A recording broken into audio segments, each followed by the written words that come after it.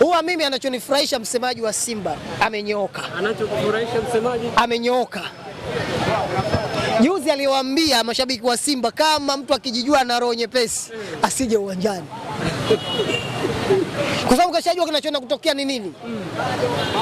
Na wale kwa na roho nyepesi wamekwenda uwanjani wameona kilichotokea. Wale ambao wanampiga mwenyekiti. Wale jela inawahusu. Jela inawahusu. Ndio aliambiwa mapema.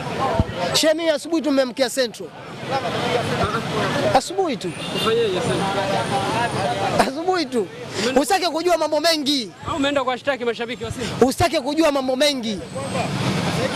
Lakini kwa kuwa msemaji wa Simba amekiri huku ameshamaliza, mimi namsupport na namunga mkono kwenye jambo hilo, kwa sababu hakuna nadharia yoyote utakuja kumwambia mtu Simba inakwenda robo finali. Hakuna, imeisha. Ila sasa msemaji wa Simba anapaswa kuwajenga tena mashabiki wake, kuambia tunatengeneza timu, lolote linalotokea tusilaumiane. Hii ndio maana kwa simple tu. Wapi ligi kuu? Kokote kuna FA, kuna ligi kuu, kuna kombe la muungano, yote hayo. Lakini kwa namna Simba inavyoiona, kidogo kidogo inaimarika, kidogo kidogo inaimarika. Inawezekana mbele yuko Simba ikawa tishio sasa. Hizi sajili mpya kwa mechi 3 ambazo umeona, mchezaji gani ambaye umeona ana kitu?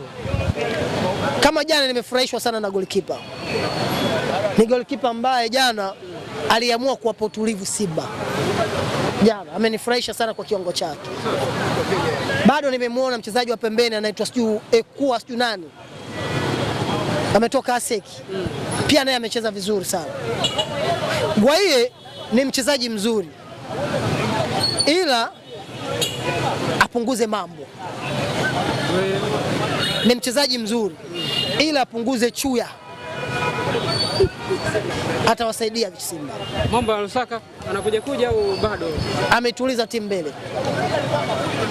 Simba Lusaka imeimarika. Kibabagi ametuliza defense line ila pembeni.